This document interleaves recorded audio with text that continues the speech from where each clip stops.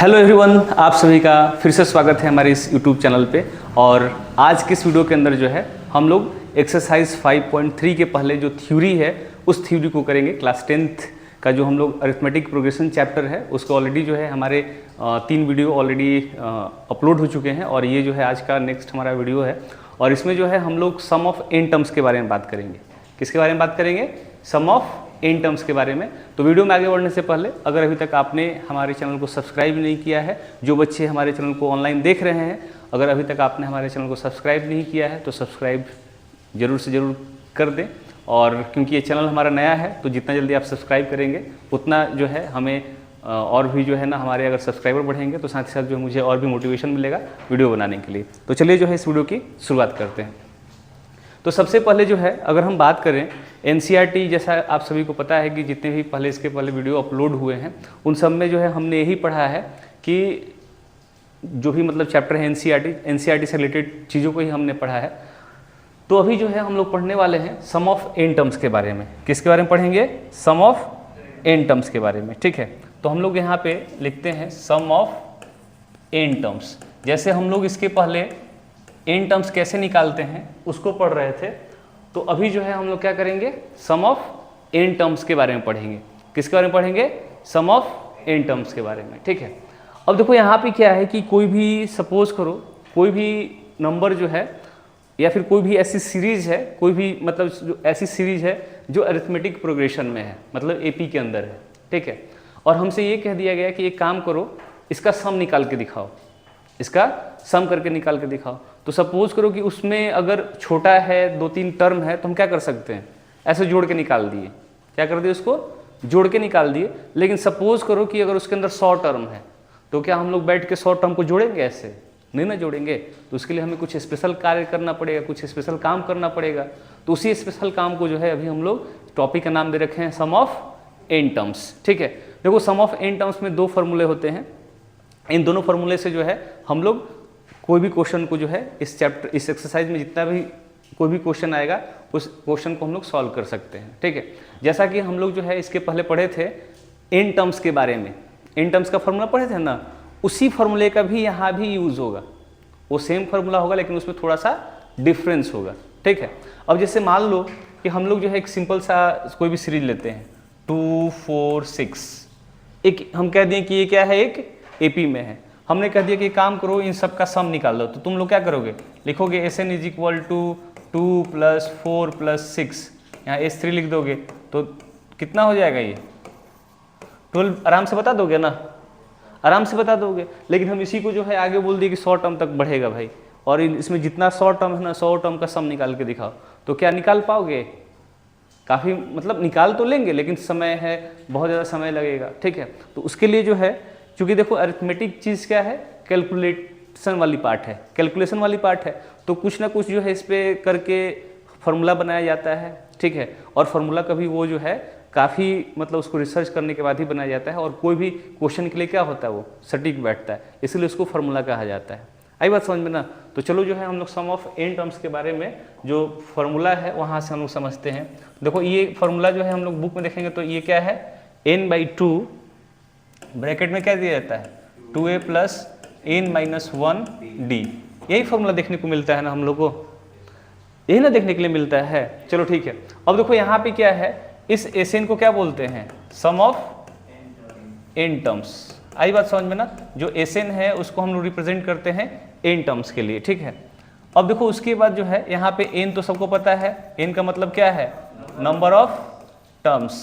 ठीक है, एक का मतलब क्या होता है? फर्स्ट टर्म होता है। ए का मतलब क्या हो गया जी? फर्स्ट टर्म हो गया।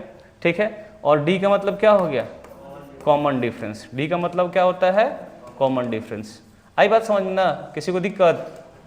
चलो ठीक है, अब देखो ये हमारा एक बेसिक फार्मूला हो गया। ठीक है, इससे जो है कोई भी जो है ना हम लोग क्वेश्चन को क्या कर सकते हैं? सॉल्व कर सकते हैं, अगर उसका सम निकालने के लिए दिया हो। ठीक है, लेकिन देखो इसमें क्या है कि तुम ध्यान से देखोगे कि ये फार्मूला ऑलरेडी जो है हम लोग पहले से पढ़ रहे हैं। अगर इसमें से 2 हटा दिया जाए तो ये फार्मूला हम लोग टर्म के लिए नहीं पढ़ रहे हैं, पढ़ रहे हैं ना टर्म के लिए। ठीक है, तो टर्म के लिए पढ़ रहे हैं। तो इसमें देखो ध्यान से देखोगे कि इसमें भी n है और यहाँ पे n को हमने आधा किया है। n को आधा किया गया है ना, ठीक है। तो इसको जो हम लोग किसी भी, जैसे मान लो कि वो जो छोटा सा हम लोग AP लिए थे, उस AP को भी अगर इस पर हम लोग सॉल्व करके दिखाते हैं, जैसे मान लो कि हम लिखते हैं 2 4 6, इसको तो ऐसे ही बता देंगे कि है 12, है ना। तो इसमें मान लो कि A कितना था जी 2, D कितना है 2, आई बात समझ में ना। हम बोले कि इसका काम करो ऐसे निकालो, और n कितना है यहाँ पे 3 है, ठीक है। तो तुम लोग क्या करोगे, लिखोगे सर n/2 2a + n-1d, इस तरीके से निकाल सकते हैं ना। चलो यहाँ लिख सकते हैं 3/2, और यहाँ पे a की वैल्यू कितनी है 2 है, n की वैल्यू कितनी है 3 है, और डिफरेंस कितना है 2 है, ठीक है। इसको 3/2 ये कितना हो जाएगा 4, और ये भी कितना हो जाएगा जी 4 होगा। देखो तो 3/2 × 8 लिख सकते हैं, कट गया, कितना आया 12। इससे वेरीफाई हो गया कि नहीं कि फॉर्मूला सही है। हम लोग इसलिए छोटा लेकिन ना तुमको वेरीफाई करने के लिए दिखाए हैं कि देखो ये फॉर्मूला जो है क्या है, सही मायनों में सही है, और इसी के हिसाब से हमें सॉल्व करना पड़ेगा, ठीक है। अब देखो एक और जो है इसमें एक फॉर्मूला निकल के आता है, जैसे एक तो ये फॉर्मूला हो गया, इसी का एक दूसरा फॉर्मूला है, लिखते हैं SN = n/2 ब्रैकेट में a + l, ब्रैकेट में क्या है जी a + l, where l is the क्या है लास्ट टर्म। जो लास्ट टर्म दिया है उसका भी यूज करके हम लोग क्या कर सकते हैं, सॉल्व कर सकते हैं। आई बात समझ में ना। तो ये जो है हमारा बेसिक था, और अभी जो है इसके बेस पे जितना भी एग्जाम्पल हमारे NCERT बुक में दिया हुआ है, उन सारे एग्जाम्पल्स को जो है हम लोग देखेंगे, ठीक है। तो चलो जो है अभी हम लोग NCERT बुक का एग्जाम्पल करते हैं। चलो देखो अभी जो है बच्चा लोग का डिमांड है कि सर आखिर ये फार्मूला कैसे आया, इसको भी बता दीजिए, ठीक है। तो चलो ठीक है, ये फार्मूला कैसे आया, और चूंकि ये जानना जरूरी है ना बेसिक चीज़ कि आखिर ये हो क्यों रहा है, कैसे आ रहा है, ठीक है। तो देखो एक सिंपल सा बात है, अगर हम लोग बात करें तो हम लोग जो AP होता है उसको ऐसे लिखते हैं ना जी, a + d a + 2d, इस तरीके से लिखते हैं। और जो मान लो कि जो लास्ट टर्म आता है उसको हम क्या लिखते हैं a + n-1d लिखते हैं, इस तरीके से ना। जो nth टर्म का होगा उसको इस तरीके से लिख सकते हैं कि नहीं लिख सकते हैं, चलो ठीक है। अब देखो मान लो कि हम जो इसको जोड़ते हैं, अगर हम इन सबको जोड़ना हो, इसका सम करते हैं, क्या करते हैं इसको सम करते हैं, तो हम इस तरीके से लिख सकते हैं ना। देखो तो a, ठीक है, a + d फिर a + 2d, और इसी तरीके से करते करते कहाँ जाएगा ये a + n-1d तक जाएगा ना। चलो ठीक है। अच्छा एक काम करते हैं, इसने मतलब इसको जो हम लिखे हैं ना ये वाला, इसको रिवर्स करके लिखते हैं, ठीक है। मतलब जो फॉर्मूला दिया हुआ है उसको कैसे समझना है। देखो मान लो कि अगर ये a है, ठीक है, तो a का मतलब क्या है, वो फर्स्ट टर्म के बारे में बात किया है, लेकिन फॉर्मूला हम लोग ये यूज़ करते हैं ना a + n-1d। आई बात समझ में। तो इसका मतलब ये है कि अगर ये मान लो कि n यहाँ पे 1 होता, क्या होता, वो 1 होता, तो यहाँ पे 1 होता तो क्या होता, ये 0 हो जाता, यानी वो a सिर्फ होता। तो आखिर वही चीज़ हमें मिला ना, यहाँ पे वही चीज़ मिला हमें, ठीक है। उसी तरीके से जो है इसको हम लोग क्या करेंगे, इस तरह से रिवर्स करते हुए जो है ना उसको लिखते हैं। जैसे a + 2d है तो इसको हम लिख सकते हैं a + n-2d करके, इस तरीके से। अभी n की वैल्यू 2d इसलिए लिए हैं क्योंकि n हमको मतलब नहीं पता है, ठीक है, n हमको नहीं पता है, ठीक है। तो उसको हम क्या कर दिए, वहाँ पे 2d लिख दिए हैं, ठीक है। चलो इसको जो है इस तरीके से लिख लिए। आई बात समझ में ना। मान लो कि ये मेरा इक्वेशन नंबर क्या था 1 था, और इक्वेशन नंबर 2 था, ठीक है, क्या था ये 2 था। अब देखो इन दोनों को हम क्या करते हैं, जोड़ देते हैं, लिखेंगे एडिंग इक्वेशन नंबर 1 and 2। आई बात समझ में ना। चलो ठीक है। अब देखो यहाँ पे क्या है कि अगर तुम ध्यान दोगे तो ये जोड़ोगे तो क्या आएगा 2s आएगा ना, क्या आएगा, ये 2s आएगा, ठीक है। अच्छा एक चीज़ देखो, ये a और ये क्या मिलके बनेगा 2a बन जाएगा। लेकिन एक चीज़ तुमको ध्यान देना होगा, एक चीज़ ध्यान देना होगा कि ये n-1d सब में यहाँ भी 1 होगा, सॉरी, ठीक है। वो सब में क्या होगा n-1 आएगा सब में ना, तो हम यहाँ पे लिख सकते हैं n-1d, लिखा जा सकता है ना जी इस तरीके से, ठीक है। क्योंकि देखो सब सेम है तो कॉमन निकाल लिए वहाँ पे ना, सबको जोड़ने के बाद, ठीक है। तो अब देखो ये a = क्या आ जाएगा। अच्छा इसमें नंबर ऑफ टर्म्स भी मल्टीप्लाई करना है ना, हमको क्या करना हो, कितना ये कितनी बार है, तो कितना बार नंबर है वो n बार है। कितनी बार है वो नंबर, n टाइम्स है। हम सबके लिए क्या लिख लिए, ये कॉमन लिख लिए और हमको n से क्या कर दिए, मल्टीप्लाई कर दिए कि वो n टाइम्स बार में है। ठीक है। अच्छा ये जो 2 है इधर जाएगा तो हम इसको लिख सकते हैं n/2 लिखा जा सकता है ना जी। और ये क्या बन जाएगा 2a + n-1d। आई बात समझ में ना। देखो ये जो चीज़ है ना, ये वाला जो चीज़ की बात हम कर रहे हैं, इसको जो है हम लोग क्या किए, n समझ लिए हैं और एक का उठाए हैं, क्योंकि हमको तो पता है ना कि टर्म को कैसे लिखते हैं ना जी, लिखते हैं ना n = a + n-1d, इसी तरह से लिखते हैं ना। तो इसको जो है हम लोग मान लो कि हम यहाँ पे इसको लिख लिए यहाँ पे, ठीक है ये, और दो टर्म की बात किया था ना, इसमें 2 इक्वेशन को जोड़ रहे थे हम, तो एक ये a और ये तो मिल के क्या बना 2a, और ये सब के लिए क्या हो गया, कॉमन हो जाएगा। और कितना n टाइम्स था हमको पता है, सम ऑफ n टर्म्स निकालना था ना, तो n से क्या करेंगे, इसमें मल्टीप्लाई कर देंगे, और यहाँ से अगर जोड़े तो 2s था ना, तो 2 का वैल्यू कहाँ चला जाएगा, नीचे चला जाएगा ना। किसी को दिक्कत, आई थिंक समझ में आ गया होगा ये कैसे आया फार्मूला। ठीक है, दूसरा वाला भी फार्मूला समझ लो, दूसरा वाला फार्मूला कैसे आया। जैसे हमने दूसरा फार्मूला लिखा ना जी, यहाँ पे n = n/2a + l, ये है ना फार्मूला। ठीक है, लेकिन जो अभी हमारा पहला फार्मूला निकल के आया है क्या है, n/2 2a + n-1d, यही है ना, यही है कि नहीं है। चलो ठीक है। अच्छा इसको हम लोग कैसे लिख सकते हैं, n/2, अच्छा 2a को हम लोग लिख सकते हैं a + a, लिख सकते हैं ना। अच्छा और उसके बाद ये देखो ऐसे होगा n-1d। अच्छा ये किसका फार्मूला है, an का है ना, तो हम लिख सकते हैं Sn = n/2 a + an। an को हम लोग क्या बोलते हैं, लास्ट टर्म बोलते हैं ना, तो हम लिख सकते हैं Sn = n/2 a + l, बोला जा सकता है ना। तो इस तरीके से फार्मूला आया। सबको समझ में आ गया ना, किसी को दिक्कत, आरिफ दिक्कत है, चलो ठीक है फिर। चलो जी इसको जो है अभी हम लोग आगे करते हैं एग्जाम्पल इसका। चलो देखो जी, अभी जो है हम लोग एक्सरसाइज 5.3 का जो है उसके पहले जो सॉल्व एग्जाम्पल दिया हुआ है इसको अभी हम लोग सॉल्व करने वाले हैं। ठीक है, तो देखो इसमें क्या कहता है, find the sum of the first 22 terms. What we have to find, find the sum of first 22 terms, यानी हमें जो पहला जो 22 टर्म दिया हुआ है ना, उस 22 टर्म को निकालना है। ठीक है, उसका सम निकालना है, सम ऑफ द फर्स्ट 22 टर्म्स। ठीक है, एपी दे रखा है हमारे को। ठीक है, और इसमें जो है इसके जो 22 टर्म जो है ना, इन सब का सम निकालना है। ठीक है, तो देखो फॉर्मूला हम लोग ऑलरेडी जानते हैं। ठीक है, तो यहाँ पे जो है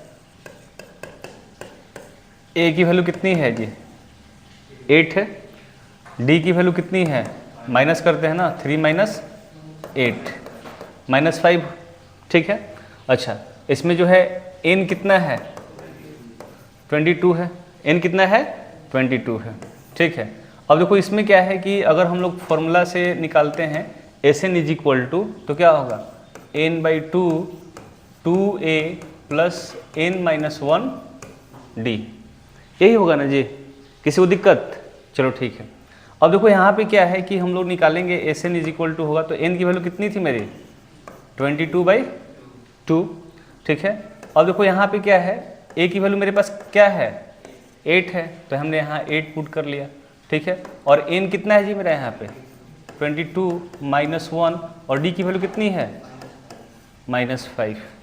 आई बात समझ में ना, चलो ठीक है। अब देखो Sn = क्या होगा, ये कट के कितना हो जाएगा जी 11, तो यहाँ लिख सकते हैं 11, और ये 8 2 जा कितना होगा 16, और यहाँ पे जो है देखो ये 21 हो जाएगा ना, 21 × 5 कितना आएगा जी -105, ये होगा ना। चलो ठीक है, अब देखो यहाँ पे निकालेंगे। अच्छा सम ऑफ 22 टर्म्स था, तो Sn की जगह यहाँ पे क्या लिख दोगे लोग, अब 22 लिखोगे। आई बात समझ में ना। तो यहाँ पे सम ऑफ 22 टर्म्स जो होगा मेरा 11, अच्छा 105 में से 16 घटाओगे तो कितना आएगा बताओ लो, 94 आएगा। कितना 89 आएगा। चलो ठीक है, देखो 15 यहाँ हो जाएगा ना जी, 15 में से 6 जाएगा 9 हो गया, ठीक है। तो यहाँ लिख देंगे ना हम 9, ठीक है। अच्छा, अब यहाँ पे जो है हमारे पास 9 हो गया, तो 9 में से 1 गया कितना हो जाएगा, 8 हो जाएगा, क्योंकि ये माइनस में था तो माइनस में लिख सकते हैं ना। अब इसको जब मल्टीप्लाई करेंगे तो कितना आएगा, देखो इस तरीके से लिख सकते हैं ना जी, 8 9 8 9, तो कितना हो जाएगा 9 9 7 9, तो -979, ये इसका आंसर होगा। आई बात समझ में सबको ना, किसी को दिक्कत? चलो ठीक है, आई थिंक ये सबको समझ में आ गया होगा। बहुत इजी क्वेश्चन था, सिर्फ फॉर्मूला पे हमें वैल्यूज को रख के निकाल लेना था, ठीक है। अब देखो इसमें क्या है, नेक्स्ट है करें कि if the sum of the first 14 terms, ठीक है, किसकी बात करते हैं, sum of the first 14 terms, ठीक है, ऑफ एन एपी इज 1050, ठीक है। यानी ये कह रहा है कि देखो भाई एक एपी है और इस एपी में अगर हम बात करते हैं तो सम ऑफ 14 टर्म्स का जो वैल्यू दे रखा है वो कितना है, 1050, ठीक है। And it's first term is 10, तो ए की वैल्यू कितनी है, 10 है, और हमको निकालना क्या है, 20th टर्म निकालना है, यानी 20th टर्म की वैल्यू निकालनी है। आई बात समझ में ना। तो चलो जो है हमारे पास उसी का हम लोग यूज़ करते हैं। तो हम लोग जानते हैं कि हमारे पास फार्मूला है, एक है ना फार्मूला जी, कौन सा फार्मूला है, Sn is equal to n/2 2a plus n-1d। अच्छा देखो अगर हम लोग बात करते हैं, ये फर्स्ट 14 टर्म्स दे रखा है ना, तो इसमें मान लो कि 14 टर्म था, इसके आगे का भी हम नहीं सोचते हैं, सिर्फ 14 टर्म तक सोचते हैं, ठीक है। तो यहाँ पे कहने का मतलब है ये है कि अगर सम ऑफ 14 टर्म्स था तो n की जगह पे क्या लिख सकते हैं, 14 लिखा जा सकता है ना। चलो ठीक है, a की वैल्यू कितनी दे रखी है यहाँ पे, 10, और यहाँ n कितना हो जाएगा, 14 - 1, और d कितना है, नहीं पता है, d we don't know, d हमें नहीं पता है, ठीक है। अब देखो इसको जब हम लोग S14 की जगह पे क्या लिखा जा सकता है, 1050 लिख सकते हैं ना, क्योंकि दिया हुआ है ऑलरेडी। अच्छा देखो ये कट जाएगा ना 2 से 7 टाइम्स में, ठीक है। अच्छा देखो ये जो है कितना हो जाएगा 20, और इसको हम लिख सकते हैं 13d, लिखा जा सकता है ना जी। अच्छा चलो इसको हम लोग इसको नीचे लेके चले आए, ऐसे डिवाइड हो जाएगा, तो इसको हम लिख सकते हैं, देखो तो 20 + 13d इज इक्वल टू 1050/7। तो देखो ये कट जाएगा ना जी, कितनी बार में कटेगा, 150, 15 साथे कितना होता है जी, 105, ठीक है। तो 150 हो जाएगा ना ये, चलो ठीक है। और देखो ये जो है मेरे पास ये समझ में आ गया कि इसको आगे सॉल्व करेंगे, 13d, अच्छा ये इधर जाएगा तो माइनस हो जाएगा ना जी, 150 - 20 कितना हो जाएगा, 130, तो d के वैल्यू कितना आ गया, d की वैल्यू कितनी आ गई मेरे पास, 10, और 20th टर्म निकाल सकते हैं, d आ गया मेरे पास, तो a है d है, अब तो सब कुछ हो ही गया। तो चलो यहाँ हम 20th टर्म को निकाल लेते हैं, तो हम 20th टर्म को ऐसे लिख सकते हैं a + 19d, ठीक है। तो देखो यहाँ पे जो है हम लिख सकते हैं a की वैल्यू कितनी है जी, 10, 19 × 10 यानी कितना हो जाएगा जी, 200। This is your right answer, ठीक है। सबको समझ में आ गया, किसी को दिक्कत, पक्का, चलो ठीक है। फिर अब देखो इसमें क्या है, हम लोग नेक्स्ट क्वेश्चन चलते हैं। नेक्स्ट क्वेश्चन क्या है हमारा, तो कहता है next question example number 13, how many terms of the AP 24, 21, 18 must be taken so their sum is 78। यानी हमको सम ऑफ टर्म्स को जो है ना यहाँ टर्म्स निकालना है। जैसे टोटल एक एपी है, उस एपी का सम बता दिया कि भाई इस एपी का सम कितना आ रहा है, 78 आ रहा है, लेकिन हमको जो है नंबर ऑफ टर्म्स बताया ही नहीं। आई बात समझ में ना, लेकिन एपी का शुरुआती 3 अंक दे रखा है, ठीक है। तो हम लोग क्या लिख सकते हैं यहाँ पे सॉल्यूशन जब इसका करेंगे तो हम लिख सकते हैं ना कि हमको पता है कि सम ऑफ n टर्म्स दे रखा है 78, हमको लेकिन ये नंबर नहीं पता है, लेकिन सम ऑफ n टर्म्स पता है कि 78 है, ठीक है। अच्छा देखो इसमें a कितना है मेरे पास, 24, d कितना आ जाएगा जी, 21 - 24, तो कितना आ जाएगा, -3 होगा ना। चलो ठीक है, इतना से यूज करके हम निकाल सकते हैं ना, चलो ठीक है। तो हम लोग इसी को सॉल्व करते हैं, तो हम लिखेंगे Sn is equal to n/2 2a + n-1d, हो जाएगा ना। चलो ठीक है, Sn कितना दे रखा है मेरे पास, 78, n हमको नहीं पता है, चलो ठीक है, a पता है ना जी हमको, तो 2 इंटू क्या लिख सकते हैं 24, n माइनस 1, d पता है ना हमको, d कितना है -3 है ना, -3, चलो ठीक है। अच्छा ये इधर आएगा तो मल्टीप्लाई हो जाएगा ना, तो 78 टू जा कितना होता है बताओ लोग, 156, ठीक है। यहाँ पे लिख सकते हैं n, अच्छा ये कितना हो जाएगा 48 होगा ना जी। अच्छा ये इधर मल्टीप्लाई होगा तो -3n + 3 हो जाएगा, होगा ना, चलो ठीक है। अब देखो इसको 156 लिखते हैं। अच्छा ये हम लोग क्या करते हैं, इन दोनों को जोड़ लेंगे तो क्या बन जाएगा 51 बन जाएगा ना, और इसको मल्टीप्लाई करेंगे आपस में तो क्या बन जाएगा, ये 51n होगा ना जी। अच्छा ये n मल्टीप्लाई होगा तो कितना होगा 3n² होगा, ठीक है। अच्छा अब इसको जो है थोड़ा सा हम लोग इधर लेके आएंगे, इस साइड करेंगे इसको, तो ये कितना हो जाएगा, लिख सकते हैं +3n² लिख सकते हैं ना, ये इधर आएगा तो कितना होगा -51, और ये 156 = 0 लिखा जा सकता है। अब देखो इसको हम जब सॉल्व करेंगे, इसको सॉल्व करना है कैसे, तो क्वाड्रेटिक इक्वेशन में सॉल्व किए हो लोग ना, तो देखो यहाँ पे जो है हम डायरेक्ट बता देते हैं, ये जो चीज़ है क्वाड्रेटिक इक्वेशन ऑलरेडी जो है पढ़ाया गया है, तो इसको क्या करना है तुमको सॉल्व कर लेना है। क्या करना है, इसको सॉल्व कर लेना है, चाहे पहले तो कॉमन भी निकाला जा सकता है मेरे हिसाब से, शायद से कॉमन निकाल के करोगे तो हो जाएगा। तो देखो यहाँ से जो है ना n हमारे पास क्या मिलेगा, n की वैल्यू 4 और 13 दोनों मिलेगा, क्योंकि क्वाड्रेटिक इक्वेशन में क्या आता है 2 वैल्यू आएगी हमेशा, ठीक है।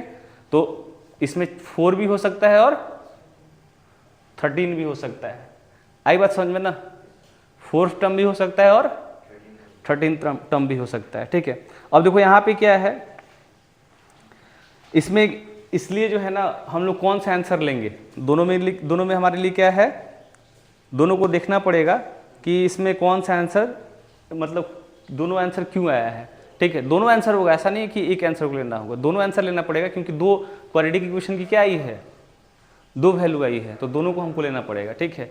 इसको यहाँ पे जो है अगर क्या बोलते हैं हम लोग, यहाँ पे मान लो कि 24 है, 21 है, 18 है, तो यहाँ पे निकालेंगे तो चौथा क्या आएगा मेरे पास बताओ लो, कितना आएगा 15 आएगा ना। अब जोड़ के देखो तो आ रहा है कि नहीं आ रहा है, तो इसीलिए हम लोग क्या करेंगे, पहला से ही आ गया तो पहला को ही क्या कर देंगे आंसर में लिख देंगे, आई बात समझ में ना, पहला अगर आ गया तो पहला को ही लिख देंगे, ठीक है। दूसरे से भी आ सकता है, हम कहाँ कह रहे हैं, हम तो बोले ना कि दोनों आंसर सही होगा, चलो ठीक है। अब देखो इसमें नेक्स्ट क्वेश्चन क्या कहता है, एग्जाम्पल नंबर 14 में कि find the sum of first 1000 positive integers, ठीक है। तो पॉजिटिव इंटीजर्स का मतलब क्या होता है बताओ लोग, अगर हम लोग 1 लिख सकते हैं पॉजिटिव इंटीजर्स को, फिर क्या हो सकता है 2, ये कितनी बार तक जा रहा है, तो ही ना 1000 इस तरीके से लगातार, आई बात समझ में ना, किसी को दिक्कत, चलो ठीक है। लेकिन हमको इसको क्या करना है, जोड़ना है सबको, ठीक है, सबको क्या करना है जोड़ना है, ठीक है। तो हम लिखेंगे ना यहाँ S n is equal to n/2 2a plus n-1 d लिखेंगे ना जी यहाँ पे, तो ये क्या हो जाएगा s 1000, n की वैल्यू कितनी हो जाएगी 1000 होगी ना जी, ठीक है। a का कितना होगा वैल्यू 1, और n तो यहाँ पे कितना हो जाएगा 99, और d भी कितना आएगा 1 ही आएगा ना, ठीक है।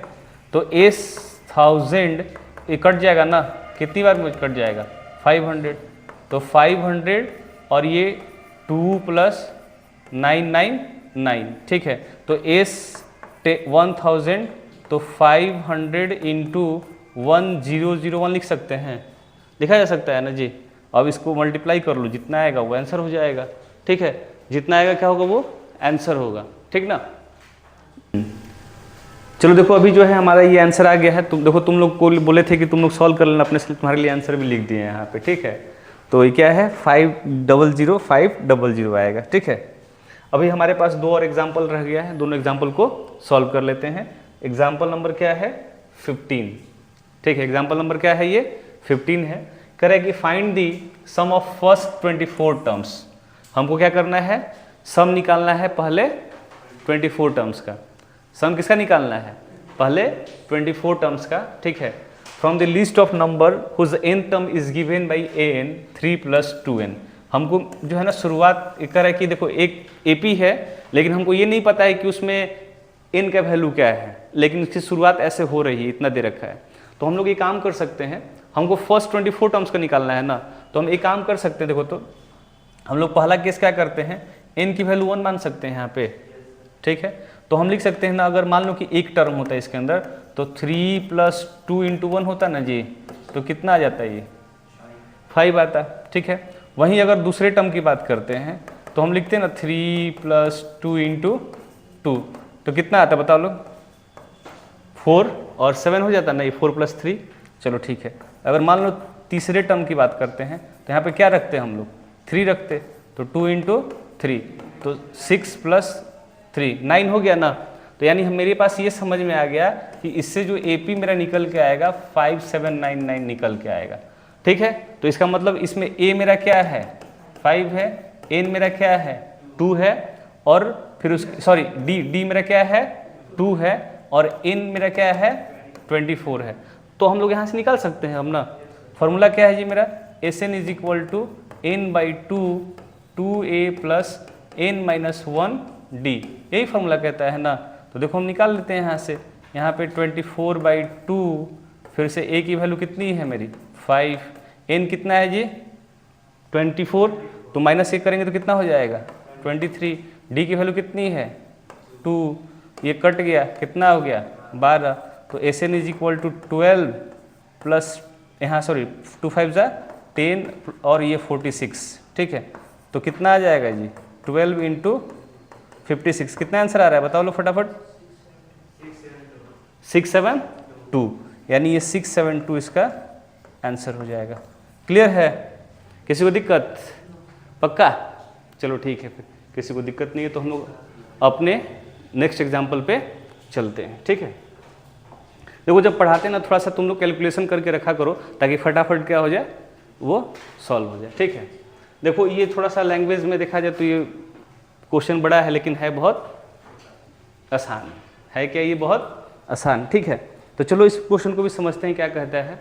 कह रहा है कि ये manufacturer of TV sets produced 600 set in the 3rd year, ठीक है। एक मैन्युफैक्चरर है जो तीसरे साल कितना टीवी प्रोड्यूस करता है 600, तो इसका मतलब ये है तीसरे साल की बात किया है ना, तो कितना है इसका 600 है, ठीक है। और उसके बाद ये कहता है कि 700 sets in the 7th year, और इसका जो है 7th ईयर में कितना टीवी सेट प्रोड्यूस हो रहा है 700 हो रहा है, ठीक है। तो कह रहा है कि assuming that the production increases uniformly by a fixed number every year, हमें ये एज्यूम मान के चलना है, एज्यूम कर लेना है कि जो टीवी सेट इंक्रीज हो रहा है, मतलब हर साल जो कंपनी टीवी बना रही है वो यूनिफॉर्म है, मतलब उसमें कोई बदलाव नहीं है, हर साल जितना बनाती थी उससे कहीं थोड़ा सा ज़्यादा बन रहा है, लेकिन नंबर हमें नहीं पता है, ठीक है। तो हमको ये बताना है कि the production in the first year, the production in the first year, first year में जो है कितना प्रोडक्शन था, ठीक है। अब देखो यहाँ पे क्या है, हमारे पास 2 टर्म दिया हुआ है, ठीक है, क्या है A3 और A7, ठीक है। हमको निकालना क्या है, फर्स्ट ईयर का निकालना है, ठीक है। उसके बाद सेकेंड क्वेश्चन क्या कह रहा है, the production in the 10th year, ठीक है। क्या करना है, प्रोडक्शन इन 10th ईयर, फिर उसके बाद total production in the first 7 years, total production in first 7 years निकालना है, ठीक है। तो इसको देखो यहाँ पे क्या है, चलो ठीक है। देखो अभी क्या है कि हम लोग को जो है A3 और A7 दे रखा है, ठीक है। तो हम A3 को क्या लिख सकते हैं, इसको नेक्स्ट पेज पे करें क्या, चलो नेक्स्ट पेज पे करते हैं। तो A3 मेरे पास कितना था जी 600 और A7 कितना था 700 था, ठीक है। तो इसको जो हम लिख सकते हैं ना A + 2D = 600 और ये A + 6D = 700, ठीक है। इन दोनों को हम सॉल्व करेंगे तो ये क्या हो जाएगा, कट जाएगा ना, तो यहाँ पे कितना होगा -4D और यहाँ पे -100, माइनस माइनस क्या हो गया प्लस, D कितनी आ गई मेरे पास 25। डी कितना है मेरे पास 25। पहला क्वेश्चन क्या कर रहा था, हमको फर्स्ट ईयर का निकालना था। क्या करना था, फर्स्ट ईयर का। तो फर्स्ट ईयर का जब निकालना था तो हम लोग को ए भी निकालना होगा, तो हम डी की वैल्यू क्या करेंगे, किसी एक में पुट कर लेंगे। तो मान लो कि मेरे पास डी जो है 25 आया था और मेरे पास जो A3 था तो क्या था, a plus 2d is equal to 600 था ना जी। ठीक है, तो a हम लिख सकते हैं यहाँ पे, a कितना हो जाएगा 50, तो 600, तो a की वैल्यू कितनी आ गई मेरे पास 550 आ जाएगी। कितनी आएगी 550। सेकंड में क्या कर रहा था हमको 10वें साल का, तो a प्लस 9d लिखा जा सकता है। तो a कितना है मेरे पास, ठीक है, और ये 9 इंटू 25 होगा ना जी, तो 225 हो जाएगा। 550 प्लस 225 कितना होगा ये 775। आई बात समझ में, चलो ठीक है। अब पूछ रहा था नेक्स्ट क्वेश्चन क्या था, 7 ईयर में कितना प्रोडक्शन हुआ टोटल। ठीक है, तो वो फॉर्मूला यूज कर लेंगे हम, यहाँ पे फॉर्मूला कर लेंगे ना यूज, बन जाएगा वो ना। हाँ, उसमें यूज कर सकते हैं, कोई दिक्कत नहीं। तो इसी के साथ जो है हमारा सॉल्व एग्जाम्पल जो है एक्सरसाइज 5.3 के पहले का वो पूरे तरीके से सॉल्व हुआ। और अगर किसी प्रकार का कोई दिक्कत है तो कमेंट बॉक्स में भी कमेंट करके बता सकते हो लोग। तो आज की इस वीडियो में बस इतना ही। थैंक यू, जय हिंद। और जाने से पहले एक बार सब्सक्राइब का बटन जरूर दबा देना है।